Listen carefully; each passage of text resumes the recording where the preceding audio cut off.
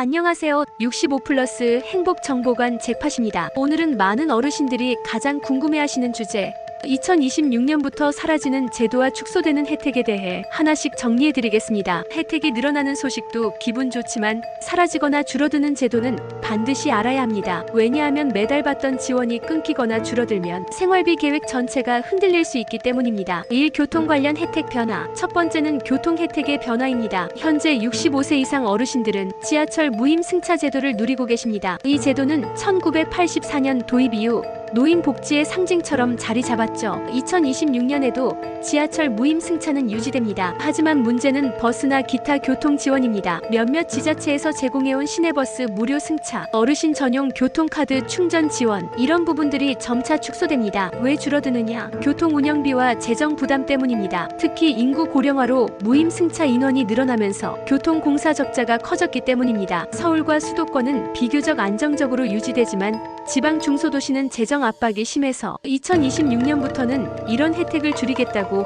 이미 발표한 곳들이 있습니다. 따라서 평소 대중교통을 자주 이용하시는 어르신은 교통비 부담이 늘어날 수 있다는 점 꼭 참고하시기 바랍니다. 이 노인 일자리 사업 조정. 두 번째는 노인 일자리 사업입니다. 이 사업은 단순히 생활비 보탬뿐 아니라 사회 참여와 건강에도 큰 도움이 되는 제도였죠. 현재는 공익형, 사회서비스형, 시장형 등 다양한 형태로 운영되고 있습니다. 그런데 2026년부터는 변화가 있습니다. 단순 반복 업무 중심의 일자리는 축소, 대신 전문성이나 사회적 필요성이 높은 분야 위주로 재편, 참여 인원은 줄어들고 저소득층 우선 선발, 즉 지금처럼 신청하면 대부분 참여 가능한 구조가 아니라 소득, 건강 상태, 전문성 등을 따져서 선발하게 됩니다. 특히 월 30만원 안팎의 수당을 받던 공익형 일자리는 대폭 줄어들 예정이어서 생활비 목적으로 참여하던 분들은 아쉬움이 클 수 있습니다. 따라서 일자리를 원하신다면 미리 새로운 유형에 맞는 교육이나 자격증을 준비해 두시는 것도 방법입니다. 3. 건강보험 경감 혜택 축소. 세 번째는 건강보험 혜택 변화입니다. 그동안 고령자분들을 위해 몇 가지 경감 제도가 있었습니다. 예를 들어 만성질환 관리 시 저렴한 본인 부담률, 특정 검진 무료 제공, 일부 고가 약제보험 적용 확대, 이런 혜택들이 있었는데 2026년부터는 일부 조정이 이루어집니다. 정부는 재정 건전성을 이유로 본인 부담 경감 항목을 재검토하고 있습니다. 특히 경증 질환 진료에서는 지금보다 본인 부담금이 올라갈 수 있습니다. 예를 들어 감기나 가벼운 검사 같은 경우 지금은 본인 부담이 30%인데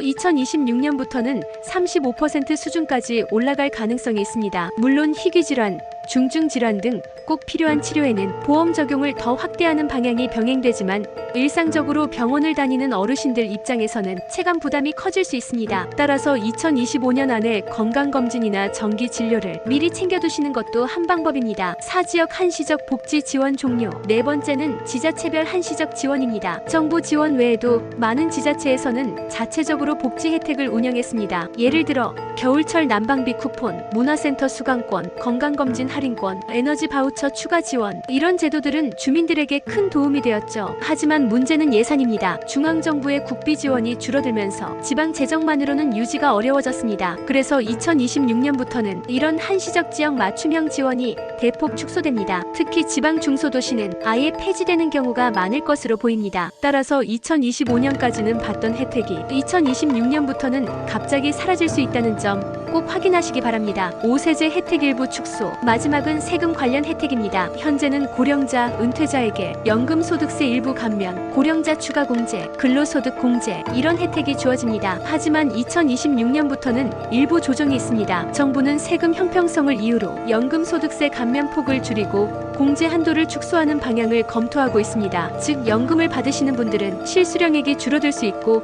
근로소득이 있는 고령자분들은 세금 부담이 늘어날 수 있습니다. 따라서 연금을 받으시는 분들은 세후 실수령액을 다시 계산해 보셔야 합니다. 오늘은 이렇게 2026년부터 사라지거나 축소되는 제도들을 정리해드렸습니다. 한눈에 정리하면 교통카드 지원 축소, 노인 일자리 사업 인원 감소, 건강보험 일부 혜택 축소, 지자체 한시적 복지 지원 종료, 세금 공제 일부 축소, 이 5가지입니다. 혜택이 줄어드는 소식은 달갑지 않지만 미리 알고 대비하면 피해를 최소화할 수 있습니다. 앞으로도 잭팟이 65세 이상 어르신들께 꼭 필요한 정보를 빠르게 전달해드리겠습니다. 도움이 되셨다면 좋아요와 구독 부탁드리고 궁금한 점은 댓글로 남겨주세요.